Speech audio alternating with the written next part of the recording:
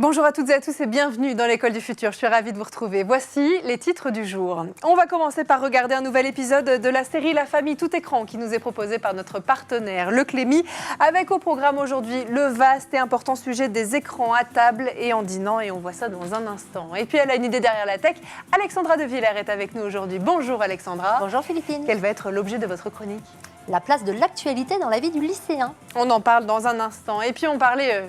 il y a un instant, du Clémy et justement de l'utilisation du numérique en train de dîner. Et bien justement, c'est notre sujet du jour, réseaux sociaux, exposition au téléphone, aux tablettes. Quels sont les bons usages pour les enfants et les ados ?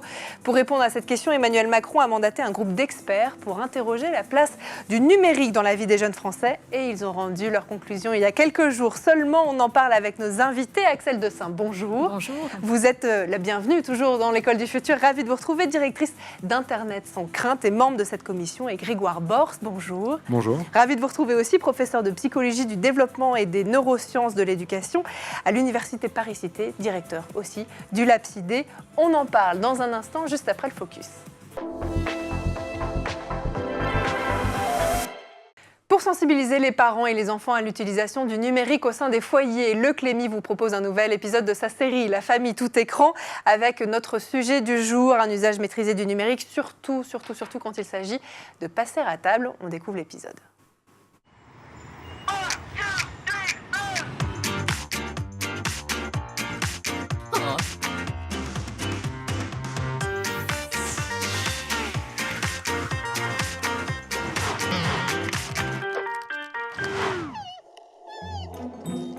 C'est génial, vous avez vu cette vidéo? C'est un panda qui fait du roller. Oh, chérie, on est à table. Oh oui, c'est pas bientôt fini. Je commence à avoir la batterie qui chauffe. C'est une vidéo de pingouins qui dansent la polka. Non mais des pingouins, quoi. Tape photo papa, salle de bain ridicule. Attends, je regarde. C'est moi. C'est une vidéo que j'ai postée la semaine dernière. Quoi, 100 000 j'aime? Pourquoi c'est juste moi qui me prends en photo dans la salle de bain? Bah en fait, on voit tes fesses dans le reflet derrière. Non mais faut la supprimer, là. Mais si tu lâches ton portable, on te montrera peut-être comment faire. Ça m'empêche. Je suis tendance. Tendance ou pas, les écrans n'ont pas leur place à table. Essayez de ne pas grignoter, et encore moins devant nous. Et est-ce qu'on se dit les choses si chacun a le nez sur son écran? Alors ouvrez la porte, sortez, bougez, courez, dansez, faites des claquettes. Amusez-vous. Quelqu'un a filmé ça, c'est énorme. Non mais c'est un million de vues à coup sûr. Oh, il est irrécupérable. Bon, promis, on va pas faire des claquettes, mais en tout cas, on va en parler de ce sujet du groupe d'experts mandaté par Emmanuel Macron pour interroger la place justement des écrans chez les jeunes, chez les enfants, qui a rendu, groupe d'experts, ses conclusions ce mardi 30 avril. Quelles sont-elles? Et puis, entre la liberté des parents, le poids des plateformes et la barrière juridique, ces recommandations sont-elles si faciles à mettre en place? Eh bien, on en parle tout de suite avec nos invités dans la première partie du talk. Et donc aujourd'hui à nos côtés pour en parler, je vous l'ai dit, Axel Desain, directrice d'Internet sans crainte, et Grégoire Borst, entre autres directeur du LabCID. Vous avez fait tous les deux partie de cette commission qui a été mandatée par le président de la République. Le président a reçu les conclusions de cette commission dont vous faites partie, expert. Une commission qui avait pour but d'évaluer l'impact de l'exposition des jeunes aux écrans. Et après plus de 3 mois de travail acharné, vous avez présenté donc au chef de l'État vos conclusions mardi. Avant d'en parler, Grégoire, je voudrais vous faire part de ce qui m'a peut-être le plus surprise, interpellée, étonnée dans ce rapport de 142 pages tout de même. Et ben c'est tout simplement son titre, Enfants et écrans à la recherche du temps perdu, un tri d'annonciateurs d'une volonté de porter quelque part un discours de vérité, un discours parfois dur, parfois inquiétant aussi sur l'usage que font nos enfants des écrans. Ce temps perdu, Grégoire, et ses conséquences parfois dramatiques de l'usage des écrans chez les jeunes, ça n'avait jamais fait l'objet d'une commission ou d'un travail de groupe d'experts dont vous faites partie tous les deux depuis toutes ces années? Alors, il y a eu un certain nombre de groupes et d'évaluations qui ont été faites, notamment par le Haut Comité de santé publique. Il y avait eu l'ANSES qui s'était aussi posé cette question-là, l'Académie de médecine, l'Académie des sciences. Donc en fait, on n'est pas du tout le premier groupe. Mais parce qu'en fait, notre commande n'était pas celle-là. Hein. Elle n'était pas de faire une évaluation de l'impact de l'exposition aux écrans. Et elle était de faire des recommandations systémiques pour justement essayer de répondre aux problématiques qui se posent pour les enfants face aux écrans, les enfants et les adolescents, parce qu'il y avait aussi cette dimension des adolescents qui était une dimension qu'on a tout de suite mis sur la table quand on avait vu le président la première fois au moment de la constitution du groupe d'experts. Donc je pense qu'il y a ça, et sur la recherche du temps perdu, il faut bien la comprendre, non pas uniquement sur son acceptation qui est l'enfant face à l'écran et tout le temps qu'il perd à ne pas faire, je dirais, autre chose que d'être sur les écrans, parce qu'on fait aussi plein de choses qui sont positives sur les écrans, Bien donc sûr. pas que du temps perdu, mais il y a aussi le temps perdu de l'action publique. Et c'était ça aussi, je dirais, le message qui était donné, c'était que finalement, il fallait à un moment, effectivement, que les pouvoirs publics s'emparent de cette question-là, et je pense que c'était ça tout l'enjeu de cette nouvelle commission. C'est pas de faire un énième constat, c'est d'aller beaucoup plus loin, de faire des recommandations, et je crois que, effectivement, la communication du président de la République était très claire. Il s'est donné un mois, il a donné un mois à son gouvernement pour mettre en action l'ensemble, ou en tout cas tout ou partie des recommandations que nous avons faites. Et on espère que ce sera tout, puisqu'on a bien répété que c'est finalement une approche globale et qu'elle doit, effectivement, on ne doit pas aller piocher quelques mesurettes à travers les 29 recommandations que nous avons faites. Alors, ces mesures, justement, et conclusions, on va en parler avec vous, notamment, Axel. Un premier élément qui a retenu mon attention dans ce rapport, c'est le fait que vous alertez sur les stratégies de captation de l'attention des enfants et les risques d'une surexposition des jeunes aux écrans pour leur santé, leur développement, leur avenir aussi, pour l'avenir de la société et de notre civilisation. C'est énorme, c'est important, c'est essentiel, vous le dites. Vous vous attardez également sur le rôle des réseaux sociaux, sur l'équilibre psychique des jeunes, notamment les risques de dépression et d'anxiété. Qu'est-ce qui vous alarme particulièrement sur le sujet? Est-ce que c'est à la fois les addictions, la puissance des algorithmes, le manque de sensibilisation et d'éducation au numérique aussi? Quand il a fallu orchestrer toutes nos conclusions, on s'est dit qu'il ne fallait pas qu'on se trompe de cible. C'est-à-dire qu'on demande effectivement beaucoup aux utilisateurs de s'autoréguler. On demande aux parents de reprendre leur posture d'éducateur, mais en face, les principaux services qu'on a sur nos téléphones sont des outils dont l'économie repose sur notre attention. Et donc il y a cette captation, mais aussi qui nous enferme finalement dans un espace qui nous laisse assez peu de liberté. Ouais. Donc, à des jeunes qui sont effectivement en train de se construire, qui n'ont pas cette capacité de s'autoréguler et qui sont aussi en train de construire leur opinion, leur vision du monde, effectivement, on s'est dit que c'était extrêmement, finalement, dangereux et qu'on ne pouvait plus laisser faire ça. Et on les a entendus, ces plateformes, on les a fait partie des acteurs que l'on a auditionnés. Et il y a des choses. Voilà, ils disent qu'ils mettent en place des choses, mais on ne s'attache jamais au cœur du problème, qui est cette économie de l'attention et la manière dont les algorithmes sont utilisés. C'est intéressant ce que vous dites, parce que Servane Mouton, neurologue et également coprésidente de cette commission sur les écrans, indiquait il y a quelques jours à nos confrères de France Inter que, je cite, ce qu'il a heurté dans tous ces échanges que vous avez pu avoir l'un comme l'autre lors de ces travaux, c'est que les professionnels n'ont pas comme priorité la protection des enfants, que derrière un discours de façade, ce qu'elle dit, c'est qu'il y a un vrai business à tous les étages. Est-ce que vous avez justement partagé aussi ce constat?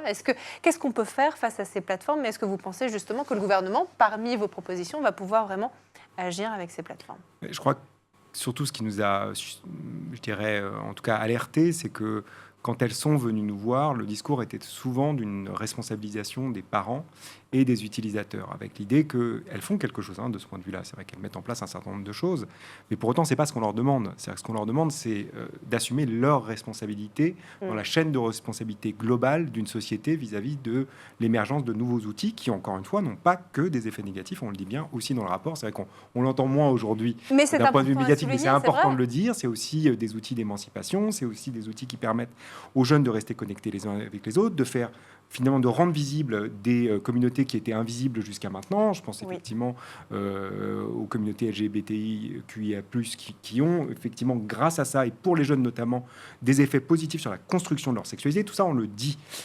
Mais pour autant, il y a une responsabilité des plateformes parce que, effectivement, au-delà du temps que les jeunes passent devant les écrans, il y a aussi les contenus inappropriés auxquels ils sont exposés. Et ça, c'est de la responsabilité des plateformes. Et ça, on a voulu le dire effectivement en commençant par cela, en leur disant, vous avez aussi votre part de responsabilité et arrêtez de nous dire que vous ne pouvez rien faire techniquement de ce point de vue-là. Bien sûr que vous pouvez faire quelque chose techniquement, il faut vérifier l'âge des utilisateurs, c'est un enjeu et il faut que les plateformes mettent toute, je dirais, leur puissance, parce qu'elles ont une puissance considérable de développement technologique. On le voit bien sur les algorithmes qu'elles sont capables de produire, et on aimerait simplement qu'elles fassent la même chose aussi du côté de la protection des utilisateurs. Et on a tout à fait conscience que ce n'est pas une nouvelle loi qui va régler ça, que ça sera évidemment une démarche qui devra être coordonnée à l'échelle européenne et à l'échelle internationale, parce que si on fait une loi en France, il suffit que la plateforme ne soit pas basée en France pour que ça ne fonctionne pas. Mais l'idée, c'est de les mettre face à leurs responsabilités en ayant un discours clair, qui soit repris au niveau européen, et on voit quand même que quand le DSA ou le DMA sort, ça crée quand même des contraintes importantes pour les plateformes. Et donc c'était ça aussi l'objet de ces propositions.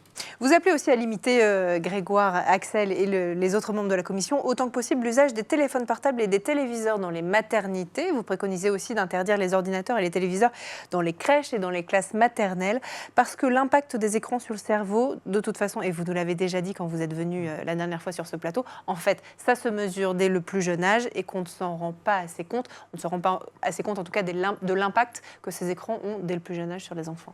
Oui, avec peut-être quand même l'idée de dire qu'en termes de niveau de preuve, tout ce qu'on peut dire du point de vue cognitif et socio-émotionnel ont des niveaux de preuve qui sont quand même un peu moins forts que les niveaux de preuve qui sont relatifs à la santé somatique. C'est-à-dire que notre recommandation, de ce point de vue-là, elle est beaucoup basée sur les études d'impact du point de vue du sommeil et du point de vue de la sédentarité et possiblement du point de vue de la vision. Il faut bien le comprendre, c'est-à-dire que c'est pas parce qu'on dit attention, haro sur les problématiques de langage, haro sur les problématiques, je dirais, d'apprentissage, parce que là-dessus, les niveaux de preuve sont beaucoup plus complexes à établir et que surtout, il y a des variables qui vont venir moduler les effets observés, pratique parentale, d'où la question de l'éducation à la parentalité, problématique évidemment de milieu social d'origine, tout ça va venir fortement moduler les effets. Par contre, sur la sédentarité, sur le sommeil et sur la vision, il y a un vrai faisceau finalement de preuves convergentes. C'est ce qui nous amène à prendre cette recommandation-là. Il faut bien le comprendre sur quelle base nous prenons cette recommandation.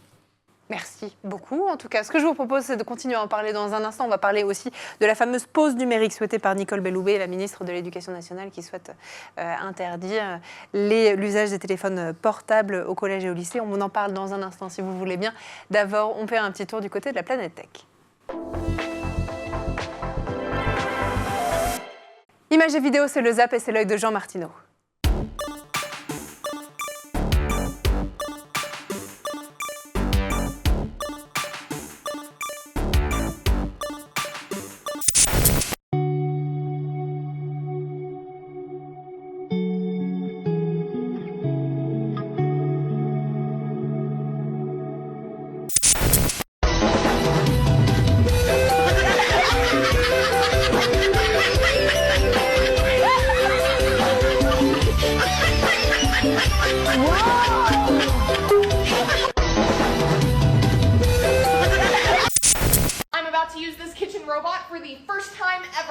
And it will be making us bacon cheeseburger pasta.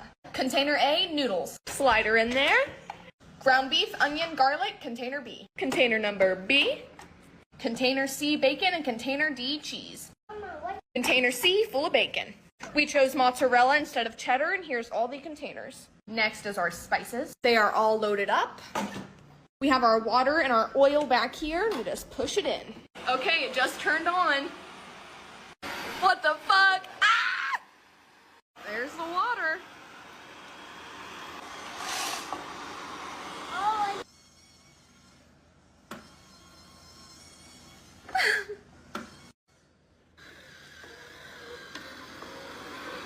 And this is the final look of the meal. All right.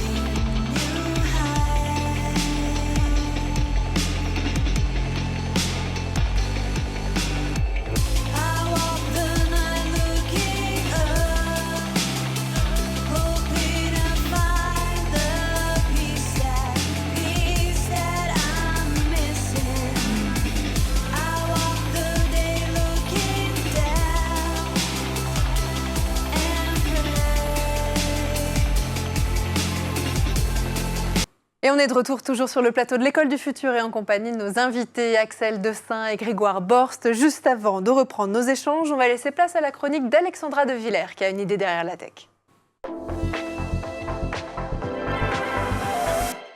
Au programme avec vous aujourd'hui, la place de l'actualité dans la vie d'un lycéen ou d'un étudiant.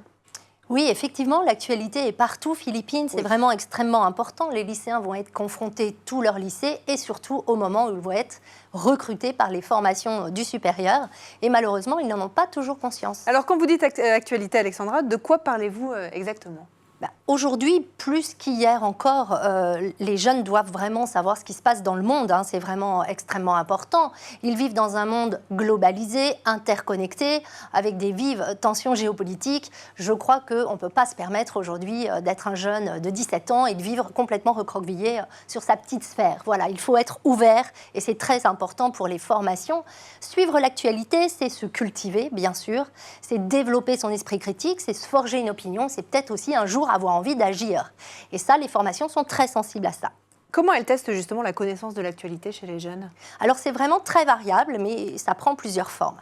Par exemple, si on s'intéresse aux écoles de commerce, eh bien, dans leur processus de recrutement, à l'écrit par exemple, elles proposent un QCM d'enjeux contemporains. C'est des questions d'actualité sur à peu près tout, l'actualité nationale, internationale, européenne bien sûr, mais aussi très large, c'est-à-dire économique, sociale, culturelle, artistique, sportive, scientifique. Il faut savoir à peu près tout sur tout. Ça, c'est la première chose. Puis, une fois que les jeunes sont admissibles, eh bien, ils vont passer des entretiens de motivation. Et les écoles, peu importe qu'elles soient de commerce, que ce soit Sciences Po, ingénieurs, elles s'intéressent à cet aspect-là. Donc, par exemple, une question qui retombe tout le temps, c'est quel est le sujet d'actualité qui vous a le plus intéressé au cours des 6 derniers mois ?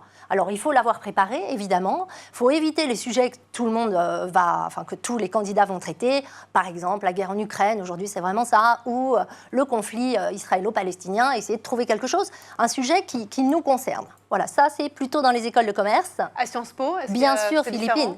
Alors, c'est différent. Et à Sciences Po, l'actualité est fondamentale, hein, vous le savez. À l'oral, quand on a la chance d'être admissible, à Sciences Po Paris ou à Bordeaux, il y a une analyse de l'image. Et souvent, cette image, c'est une image d'actualité. Pas plus tard que la semaine dernière, une de nos étudiantes était admissible à Sciences Po Bordeaux et elle a eu, par exemple, la photo de la panthéonisation de Missak Manoukian. Et on l'avait traitée, heureusement.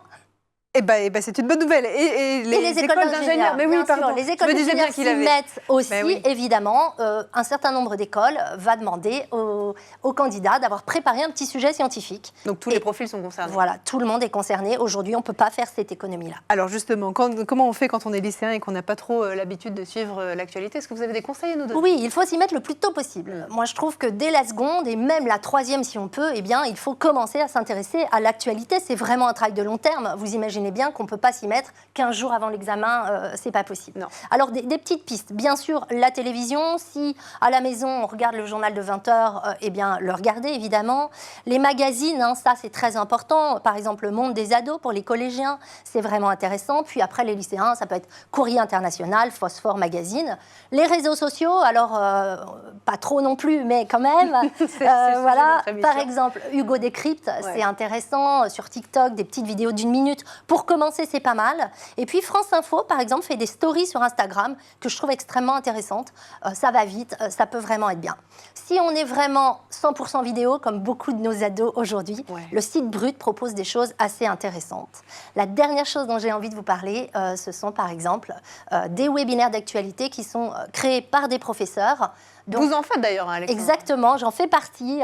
Mon équipe propose 30 minutes d'actualité toutes les semaines, de manière assez ludique. On prend un sujet, on en parle, et puis le lycéen peut participer, c'est assez sympathique. Surtout, ce qui compte, c'est la régularité. Le mot de la fin, Alexandra. Le mot de la fin, eh bien, c'est qu'au départ, l'actualité, ça peut sembler très rébarbatif. Pour un jeune qui n'a pas du tout l'habitude, il faut s'accrocher, il ne faut pas lâcher. Et puis, plus on va s'y intéresser, plus ça va devenir intéressant. Et surtout, pas se fixer des objectifs trop ambitieux. Il y a des jeunes qui parfois me disent « Bon, moi, je vais m'y mettre, je vais lire Le Monde tous les jours ». Non, c'est pas possible. Il n'aura pas vraiment le temps et très peu de personnes peuvent le faire. En tout cas, vous leur avez donné tous les conseils nécessaires pour réussir justement ces examens. Merci beaucoup, Alexandra de Villers. Et puis nous, on lance tout de suite la deuxième partie du talk. On On continue de parler justement des résultats et puis de tout ce que vous proposez aussi au sein de la commission des écrans qui a été souhaitée par le président de la République, Emmanuel Macron. On continue d'en parler avec vous, Axelle Desaint, directrice d'Internet sans crainte, et Grégoire Borst, professeur de psychologie du développement et de neurosciences de l'éducation à l'université Paris-Cité et directeur du LabCID. On a parlé plutôt en première partie des recommandations et des aspects négatifs des écrans. Ce qui est important aussi à souligner, c'est que dans ces 146 pages que vous avez remis mardi au président de la République, il y a aussi beaucoup de choses positives vis-à-vis des écrans, parce que l'écran, et on en parle très régulièrement ici, c'est quand même l'émission dans laquelle on met en avant des acteurs du numérique, de l'éducation, qui utilisent la technologie à des fins pédagogiques et particulièrement utiles pour les enfants notamment. Ce que je voudrais parler peut-être avec vous, Axelle, c'est justement de cet aspect éducatif que vous avez mis en avant dans ce rapport, et notamment le numérique éducatif. Vous appelez à un cadre de référence sur le numérique éducatif pour mieux s'articuler avec les enjeux sociétaux et de santé en lien avec les familles. Qu'est-ce que ça voulait dire, et surtout comment vous voyez justement ce lien entre numérique et éducation aujourd'hui? En fait, si on a mis des jalons d'âge, donc on l'a dit dans la première partie, c'est pour des enjeux de santé, mais pour aussi dire que en fait, l'entrée dans le numérique, elle doit se faire progressivement, adaptée au développement de l'enfant, au développement de son cerveau aussi, et Grégoire pourra peut-être détailler ça davantage. Et effectivement, ça s'accompagne forcément d'une éducation numérique. Donc, ce qu'on pousse, c'est effectivement que cette éducation, elle soit systématisée. Ça ne l'est pas du tout aujourd'hui. C'est encore au bon vouloir. Et puis, on ne sait pas trop, dans les établissements. Chacun se rejette un peu la balle. Est-ce que c'est... Puis, on a l'impression que c'est un peu un fardeau, quelque chose qu'on doit faire. Donc, est-ce que c'est le prof de techno? Est-ce que c'est le prof doc? Donc, déjà, de le faire dès l'école primaire. Et puis, il y a plein de manières de faire cette éducation numérique. Ça se fait de manière connectée, déconnectée. Mais surtout, avoir conscience que cette éducation numérique seule, elle n'a pas de sens aujourd'hui si elle ne se fait pas en complément d'une compréhension de comment on fonctionne, parce que ça va être clé pour comprendre aussi ce qui va nous être donné à voir dans ces espaces numériques, mais aussi de travailler des compétences psychosociales et toutes les compétences, j'ai envie de dire, du vivre ensemble, parce que c'est ça qui va permettre d'apprendre à avoir ce regard critique, cet esprit critique par rapport au contenu, puis savoir aussi agir, réagir face aux situations auxquelles on est confronté. Donc c'est vraiment ça qu'on défend énormément dans ce rapport. Vous défendez aussi le fait qu'il est essentiel et urgent d'investir massivement dans le développement de ces véritables alternatives aussi aux écrans, parmi le sport qui pousse les enfants quelque part à sortir des écrans, à se dépenser, à rencontrer d'autres jeunes, parce que l'effet du sport sur le cerveau des enfants, il est indéniablement positif.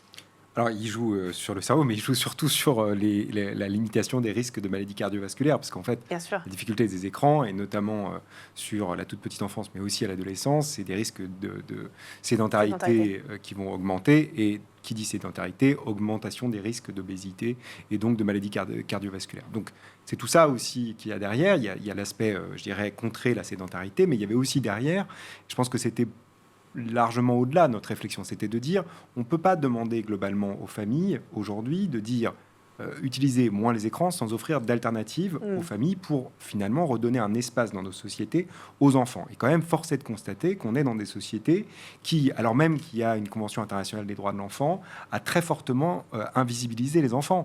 C'est-à-dire que oui, certes, ils ont une place, je dirais, dans le discours commun et dans le discours général, mais regardez dans la société, finalement, ils ont peu d'espace pour eux.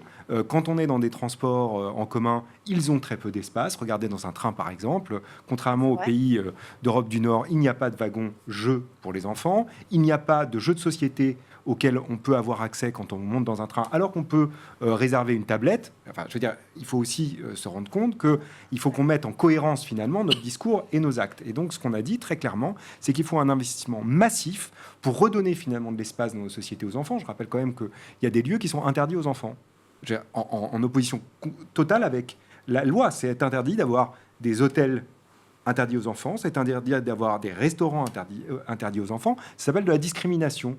Donc, il faut qu'effectivement, les enfants soient replacés au centre de leur société et qu'on accepte, par exemple, que dans un train, oui, effectivement, quand il y a des enfants, ça fait un peu de bruit, ça joue un enfant, ça court, et c'est tout à fait normal. Et donc, notre message, ça a été de dire, attendez, oui, bien sûr, il faut limiter potentiellement le temps d'écran, mais pour ça, il faut pouvoir armer les familles, et notamment dans la société, dans l'espace public, pour avoir des alternatives.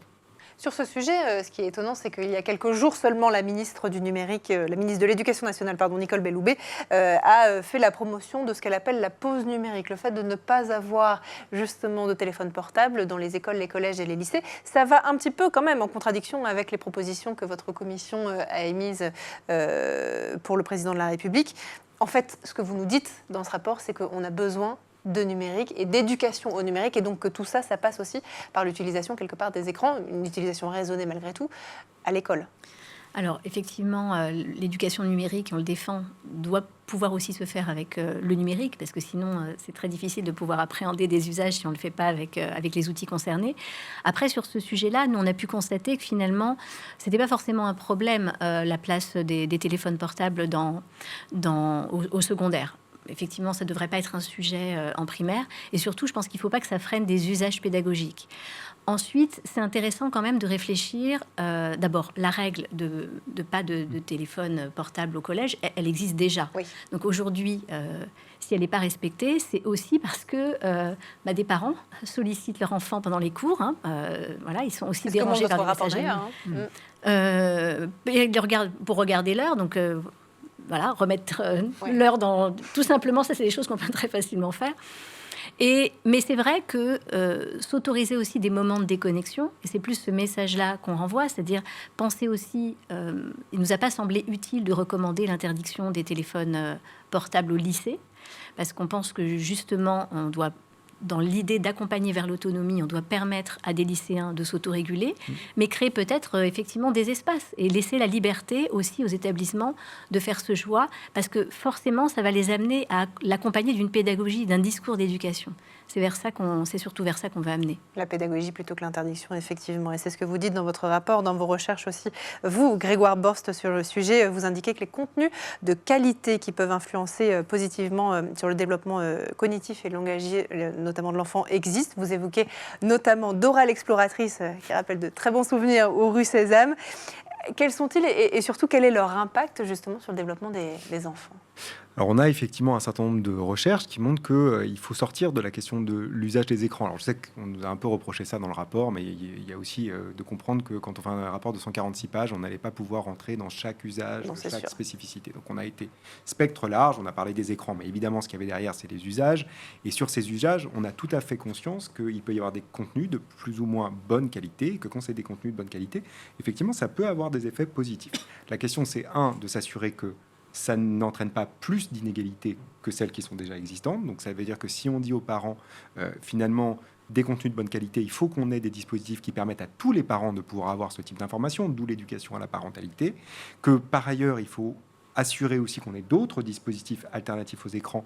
Il y a une proposition qui me paraît être une proposition forte, qui est par exemple de soutenir très fortement ce qu'on appelle les bibliothèques de rue, qui sont effectivement des dispositifs extrêmement intéressants portés par ATD Quart Monde, qui est d'aller dans les cités, dans les quartiers politiques de la ville pour faire revenir les jeunes à la lecture en n'ayant pas cette espèce de discours, je dirais, un peu lignifiant, très intello, qui est de dire il faut que tous les enfants lisent Marcel Proust, puisque c'est ça que nous citons demain. Enfin, ça ne se passera pas comme ça. Donc l'idée, c'est effectivement de les sensibiliser sur ces questions-là, tout en ayant effectivement à disposition pour les parents des plateformes, par exemple. Ça existe d'ailleurs, il y a déjà des choses qui existent comme ça, qui permettent aux parents de se renseigner sur quels sont les contenus de qualité finalement auxquels, entre eux, et c'est ce qu'on a dit, à partir de 3 à 6 ans, occasionnellement, sur du contenu de très bonne qualité, toujours accompagné par un adulte. Je pense que ça, c'est aussi important, c'est qu'il faut qu'il y ait un adulte en présence pour accompagner l'enfant. Pas chaque minute, chaque seconde, mais au moins de se dire, OK, on fait un choix éclairé entre toi et moi d'un contenu auquel on peut se dire que là, ça peut avoir des effets positifs potentiels. Il y a un encadrement,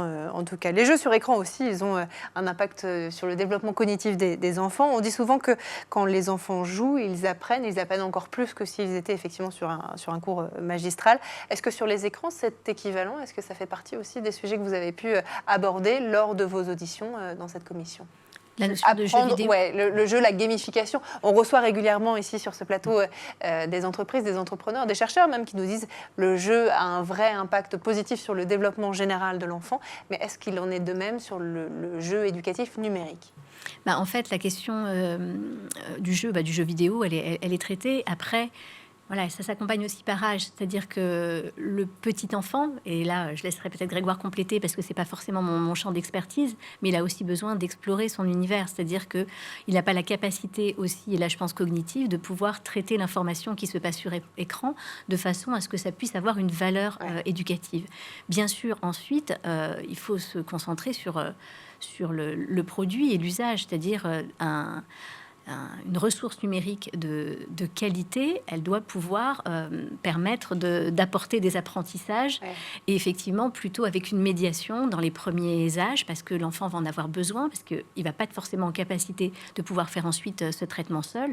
Et puis on a eu plutôt un discours positif vis-à-vis du jeu vidéo. On a d'ailleurs, je pense, souligné tous les aspects positifs du vidéo, ce qu'on a plutôt dénoncé. Mais là, on vient rejoindre les problématiques des réseaux sociaux. Ce sont toutes les mécaniques addictives ou très rapprochées aussi. On commence à avoir des frontières un peu poreuses avec l'univers du jeu d'argent, qui peuvent piéger et empêcher les jeunes d'avoir ce contrôle. Les aspects positifs, malgré tout, des écrans, et vous les avez soulignés très bien dans votre rapport. Reprendre le contrôle des écrans pour remettre l'enfant au cœur de notre société et lui permettre de grandir et de se réaliser en toute liberté, parce que c'est ça, justement, qui fait la richesse d'une nation, c'est sa jeunesse, et la nôtre n'est pas à vendre. Ces mots ne sont pas les miens, c'est ce sur quoi termine, justement, le rapport de la commission des écrans. Celle-là, je crois, ne pouvait pas être plus juste et plus nécessaire. Merci infiniment à tous les deux, Axelle de Saint, directrice d'Internet sans crainte, et Grégoire Boss, professeur de psychologie du développement et des neurosciences de l'éducation à l'université Paris-Cité et directeur de l'Apsidé. Vous êtes, vous le savez, toujours les bienvenus sur le plateau de l'École du Futur. Ça a été un plaisir de vous recevoir. Merci beaucoup. Merci aussi à vous, Alexandra, pour cette chronique. Alexandra De Villers. Merci à vous de nous avoir suivis. Et puis nous, on se retrouve comme tous les jours dès demain sur School TV. D'ici là, passez une très bonne journée.